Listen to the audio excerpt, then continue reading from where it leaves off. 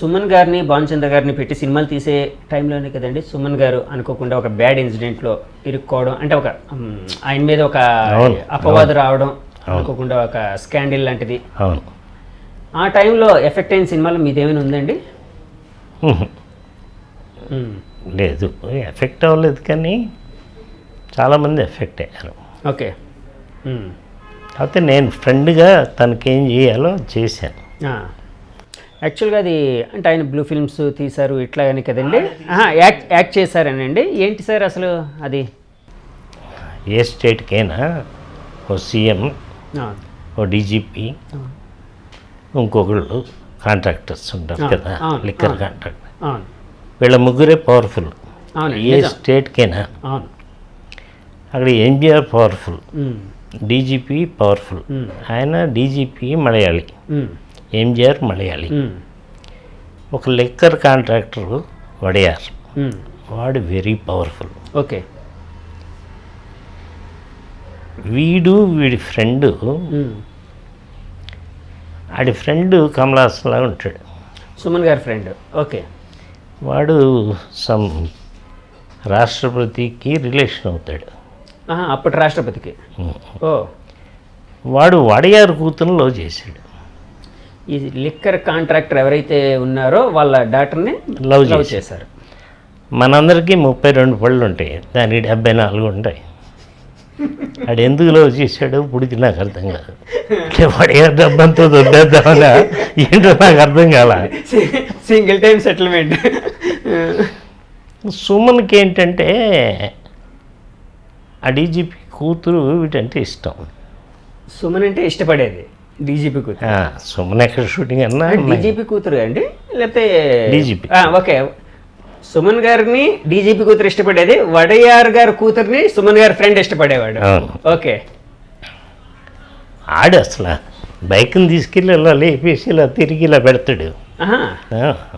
చాలా విన్యాసాలు చేశాడు. సార్ ఆయన కూడా యాక్టర్ అండి? కాదు, అంటే ఏదో రాష్ట్రపతి మనోడో ఏదో. సరే. ఈ డీజీపీ కూతురు సుమన్ షూటింగ్ ఎక్కడుంటే అక్కడికి వెళ్ళిపోతాయి. అమ్మాయికి పోలీస్ ఎస్కార్టు అంతా కదా. దీనికి సుమన్కి ఏమి ఇష్టం లేదు. ఆ అమ్మాయి వన్ సైడ్ ఇష్టపడి. ఓకే. డీజీపీకి ఏంటంటే నా కూతురికి పెళ్ళయింది వీడితో తిరుగుతుంది అన్న ఫీలింగే. సో ఈ సిచ్యువేషన్లో ఏమైంది సార్? ఎంజిఆర్ గారు పిలిపించారు సుమన్ని. బాబు, నువ్వు యాక్టర్, చాలా భవిష్యత్తు ఉంది నీకు, నువ్వు సహనటుడివి, ఇలాంటివి అన్నీ ఉంటే నువ్వు దూరంగా పెట్టుకో అని. అప్పటికి ఎంజిఆర్ మాట్లాడే పొజిషన్ కాదు. ఓకే. ఆయన రాస్తాడు, ఇస్తాడు. వీడు చెప్తే వాళ్ళకి తెలుస్తుంది, కానీ ఆయన చెప్పలేడు. ఓకే. నాకు చెప్తాం కాదు, అది చెప్పాల్సింది అమ్మాయికి అని చెప్పి ఇతను స్మూత్గానే చెప్పినా అది ఆయనకి ఇష్టం లేదు, ఆయన చెప్పిన విధానం. దాంతో ఒకరోజు ఎక్కడో అమీర్పేట లాంటి సెంటర్లో ఏదో బీభత్సం చేశాడు అని పోలీసులు పెట్టారు కేసు. అంటే కాదు సార్, ఇప్పుడు ఎంజిఆర్ గారు సుమన్ గారికి చెప్పారు, సుమన్ గారు అయితే ఆయన వైపు నుంచి ఎలాంటి లవ్ లేదు ఆ అమ్మాయి మీద. అది మనకు తెలుసు, వాడికి తెలుసు, సుమన్ గారికి తెలుసు. కానీ అవతల ఆయనకి అంటే అమ్మాయి ఫాదర్కి సరే ఇంకా ఏదో ఉందనే ఒక కంక్లూజన్లో వాళ్ళు ఏమనుకుంటారంటే మా అమ్మాయి వస్తే నువ్వు దుబాయ్ అనొచ్చు కదా అనే టైప్లో ఉంటుంది. మీ అమ్మాయిని నువ్వు చేసుకోలేవు, ఎదుటి మీద పడతావు. అట్లా జరిగింది అది. ఇంకా అప్పుడు అరెస్ట్ చేశారు. వాళ్ళ అమ్మగారు ఇప్పుడు అలెగ్జాండర్ అని గవర్నర్ ఏడీసీ. అవునండి. ఆయన పవర్ఫుల్. వాళ్ళ అమ్మగారు ఆయన కూడా గవర్నర్గా చేసినట్టున్నారు కదా సార్, అలెగ్జాండర్ గారు కదా. ఆయన వాళ్ళ అమ్మగారి క్లాస్మేట్. సుమన్ గారు వాళ్ళ అమ్మగారి క్లాస్మేట్. తను చెప్పుకుంది. యాక్చువల్గా ఆ కేసులో 1 year దాకా బయటకు వస్తానికి లేదు. ఏ కేసు పెట్టారు సార్ ఆయన మీద? ఏదో పబ్లిక్లో న్యూసెన్స్ చేశాడు. పబ్లిక్ న్యూసెన్స్ అండి. అంతే. మరి ఏంటి సార్, ఆయన చాలా ఘోరంగా బ్లూ ఫిల్మ్లు అంటే అప్పట్లో బ్లూ ఫిల్మ్ అనేది చాలా అవి బయటికి చెప్పరు కదమ్మా. కాదు సార్, అనుకునేవారు. మీడియా అలాగా లెవెల్లోని పేపర్లో వచ్చినాయి అవి ఇవి అన్నీ అబద్ధాలే. బట్ డెఫినెట్గా వాళ్ళ ఫ్రెండ్కి వీడియో షాప్ ఉంది, అప్పుడు క్యాసెట్స్, అక్కడికి చాలామంది అమ్మాయిలు వస్తూ ఉండేవారు. అది పైగా చాలా పెద్ద prime place, Adyar gate hotel ఆపోజిట్లో వాళ్ళ ఇల్లు. అక్కడంతా చాలా కాస్ట్లీ. అక్కడ ఉండేవాడు. అక్కడ వీడి సాయంత్రం షూటింగ్ అయిపోయినాక ఇంకోటి, ఎంతైనా హీరో కదా, వెళ్తాడు, అందరూ అభిమానిస్తారు, క్రేజ్ అనేది ఉండేది. అవును. పైగా వీడు చాలా అందగాడు. అవును, అవునండి, అవును, చాలా అందగాడు. అవును. అప్పుడు రకరకాలు అనేవారు. యాక్చువల్గా వీడు అరెస్ట్ అవుతాడని రామానాయుడు గారికి ముందే తెలుసు. మరి ఆయన సర్కిల్ వేరు కదా, ఆయనకి ఇన్ఫర్మేషన్ వచ్చింది ఉంది. అప్పుడు సుమన్తో తీయాల్సిన సినిమాని ఆపేశాడు, షూటింగ్ స్టార్ట్ చేయలే. ఓకే. అంటే కొంచెం హై లెవెల్లో కొన్ని విషయాలు తెలుస్తూ అదే అదే, అవునండి, అవును. సో అది బయటికి చెప్పకుండా ఆపేశారు. తర్వాత తెలుస్తాయి కదా. అవునండి, అవును. సో సుమన్ గారు వాళ్ళ మదర్ సహాయంతో ఆయన అలెగ్జాండర్ గారికి, అంటే అప్పుడు గవర్నర్ గారికి ఫ్రెండ్ అవ్వడం వలన ఏడీసీ, సో ఆ విధంగా బయటపడగలిగారండి ఆయన. కానీ జైల్లో ఉన్నారు కదా సార్ చాలా కాలం. జైల్లో ఉన్నాడు. జైల్లో ఉండగా తనకి బెయిల్ ఇచ్చారు. బెయిల్ రాకూడదు, రాదు ఆ చట్టంలో, ఆ సెక్షన్లోనే. ఓకే, రాదు. వాళ్ళ అమ్మ అదృష్టం. వాళ్ళ అమ్మ ఎప్పుడు దేవుడిని, తన విద్యనే నమ్ముకుంటుంది, తన కొడుకుని బాగా చూసుకోవాలి అనేది వాళ్ళ మదర్ యాంబిషన్.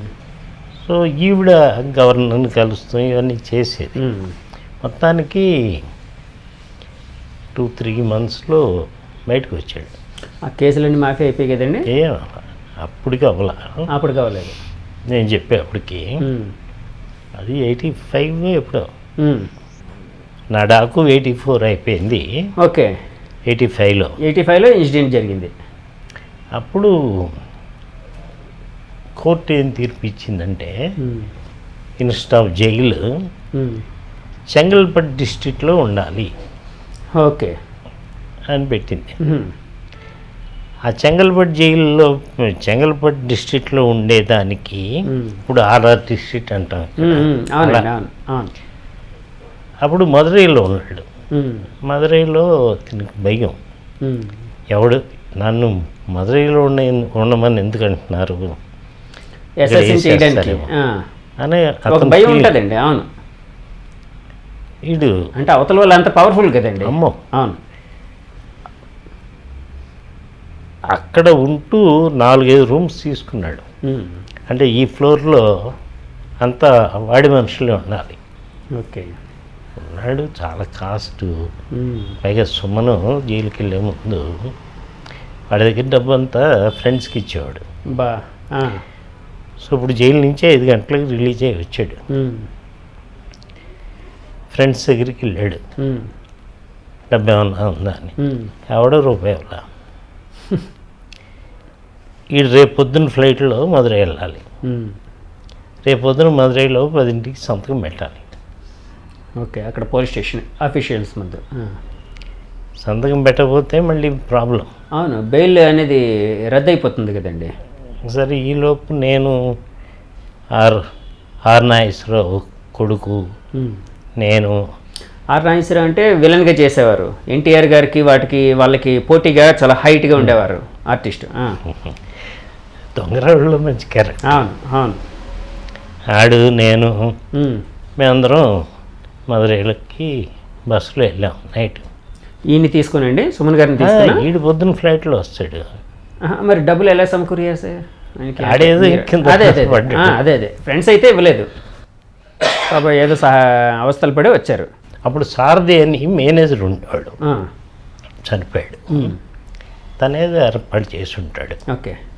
మేము మటుకు మా సొంత డబ్బుతో. మీరు మదురై వెళ్ళిన తర్వాత ఏం చేశారు సార్? అంటే ఆయనకి మోరల్ సపోర్ట్ లాగా? అంతే. వెళ్ళి మేము ఒక 3-4 డేస్ ఉండి ఏమవుతుంది అడిగి ధైర్యం చెప్పి మేము వచ్చేసాం. రకరకాల పాత పేపర్లు అన్నీ చూసినప్పుడు తెలిసిన విషయం ఏంటంటే చాలా గాసిప్స్ వచ్చాయి. సుమన్ గారు జైలుకి వెళ్ళడానికి పలానా వాళ్ళ కారణం అని చెప్పి. ఈవెన్ చిరంజీవి గారి మీద కూడా, అంటే అప్పుడు పత్రికలు అట్లా రాశాయి. అంటే అది అడుగుతున్నాను నేను, అంతవరకే నేను అంటే అందులో నిజం ఉందని కాదు నా ఉద్దేశం.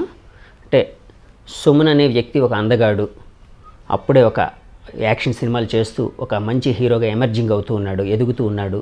సో నాకు పోటీ వస్తాడు అనే కాన్సెప్ట్లో చిరంజీవి గారు చేయించారని చెప్పి అప్పట్లో పత్రికల్లో చాలా ఘోరమైన రాతలు వచ్చాయండి. అవి మీరు చూసే ఉంటారు కదండి. అప్పుడు అవి చూసినప్పుడు మీకు ఏమనిపించింది సార్? అవన్నీ అబద్ధాలు. అప్పుడు చిరంజీవి ఏం పెద్ద హీరో కాదు, ఒక్క ఖైదీ ఏదో ఒకటి వచ్చింది. ఎవరి ఇమేజ్లు వాళ్ళకు ఉన్నాయి. డెఫినెట్గా సుమన్ అందగాడు, దాంట్లో డౌట్ లేదు. అలా అని ఒక చిరంజీవి గారు, ఒక సాగర్ గారు ఆ లెవెల్కి చేయలేరు, ఇంపాసిబుల్. ఇది జరిగింది 3 పిల్లర్స్కి మధ్యన, ఒక ఒడయార్, ఒక డీజీపీ, ఒక ఎన్టీఆర్. ఈ ముగ్గురే ఒక సిటీకి అధిపతులు తమిళనాడుకి. సో వీళ్ళ ముగ్గురికి జరిగిన అన్యాయమే మీకు నేను చెప్పింది. అందులో వాళ్ళు అన్యాయం అనుకుంటున్నారు, అది అన్యాయం కాదు. అవును, సుమన్ గారి పాయింట్ ఆఫ్ వ్యూలో అసలు ఆయనకి ఏ పాపం తెలియదు, క్వశ్చనే లేదు, ఇరికించారు ఫ్రేమ్డ్గా అంతే. అది ఆ డీజీపీ పవర్స్తో ఇరికించారు, అలా జైలుకి వెళ్ళాడు. ఇంకోటండి, చిరంజీవి గారికి ఆ టైప్ ఆఫ్ మెంటాలిటీ కూడా లేదు కదండి. ఆయన ఫస్ట్ నుంచి ఆ టైప్ ఆఫ్ మెంటాలిటీ కూడా అన్నీ ఎదవ ఊహలు సార్. అప్పట్లో రకరకాల గాసిప్ పత్రికలు ఇవి అవి ఈ విధంగా తప్పుడు ఆరోపణలు. చిరంజీవి గారు కూడా చాలా హర్ట్ అయ్యి ఉంటారు కదండి ఆ వార్తలు చూసినప్పుడు. డెఫినెట్గా హర్ట్ అవుతుంది కదా సార్. డెఫినెట్గా అట్లా ఏమాత్రం సంబంధం లేదు దానికి. జరిగింది నిజమే అయితే నువ్వు చెప్పుకున్నా బాధపడ, జరిగింది అబద్ధమైనప్పుడు అందరం బాధపడతాం. అవును, అదే నాకు జరిగినా బాధపడతాం. అవునండి, ఎవరైనా. సార్ అలాగే మాస్ మహారాజాగా పిలువబడుతున్న రవితేజ, అంటే ఇప్పుడు మాస్ మహారాజా అని అందరూ వాళ్ళ అభిమానులు, బయ్యర్స్ వాళ్ళు పిలుచుకుంటూ ఉన్నారు. చాలా పెద్ద హీరోగా ఉన్నాడు అతను. ఒకప్పుడు చిన్న హీరోగా ఉండేటప్పుడు మీ సినిమా క్షుద్ర అనే సినిమా చేశాడు. అవును. ఆ తర్వాత అతని సినిమా ఇట్లు శ్రావణి సుబ్రహ్మణ్యం అనుకుంటాను, అది రిలీజ్ అయ్యి ఒక మంచి రేంజ్ వచ్చేసింది. మీది షూటింగ్ సగంలో ఉంది ఆ సినిమా. అప్పట్లో ఆయన వచ్చి సినిమా చేయను అని అన్నాడంటండి, మీతో గొడవ పడ్డాడట, నిజమేనండి? కమిట్మెంట్ సరే, నువ్వు మాట్లాడు. కాకపోతే ఏంటంటే నేను కానీ ఒక ఇష్యూ అయితే నడిచింది కదా సార్, ఏదో చిన్న ఇష్యూ అయితే నడిచింది కదండి. అది నా పర్సనల్. ఓకే, ఆ సినిమాకి డేట్లు ఇచ్చాడు, చేసాం, అంతా అయిపోయింది. ఆ ఫస్ట్ ఏదో క్షుద్ర అనుకున్నాం, తర్వాత అన్వేషణ అన్నాం, ఏదో జరిగిపోయింది. సినిమా అనుకున్నంత బాగా ఆడలా. సో న్యాచురల్గా హిట్ అయితే మనకు క్రేజ్ ఉంటుంది, హిట్ కానప్పుడు క్రేజ్ రాదు. అది జరిగేటప్పుడే నేను అతను